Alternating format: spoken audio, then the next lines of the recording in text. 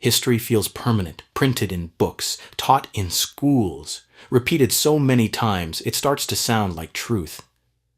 But what if history isn't a perfect record, but a story? A kingdom falls. Another rises. One side celebrates victory. The other side disappears. Years later, only one version remains. Not because it was the only truth, but because it was the one that survived. History is often less of a deliberate lie and more of a subjective interpretation. Every historian chooses what to include, what to ignore, which voices deserve a paragraph, and which disappear into a footnote. No one can record every conversation, so history becomes a collection of choices, and every choice carries a perspective. Think about war. One nation remembers heroes. Another remembers invaders. The same battle, the same day, the same events, yet two completely different stories. Who is right? Maybe both, maybe neither, because facts exist, but meaning is something people create. Even photographs can mislead. Take one step to the left, and the entire scene changes. History works the same way.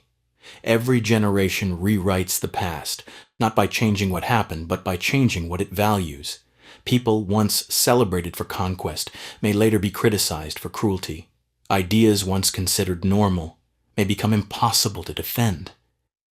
The past stays the same. The lens keeps changing. That is why forgotten people suddenly return to history. New letters are discovered. Old documents are translated. Different cultures tell their side. And a story that once seemed complete grows more complicated. Maybe that is uncomfortable. We like certainty. We want heroes and villains, good and evil, right and wrong. But reality rarely fits into neat categories. Most people in history believed they were doing the right thing. Most decisions were made with limited knowledge, under pressure, inside a world very different from ours. So perhaps the biggest mistake is believing history is a final answer.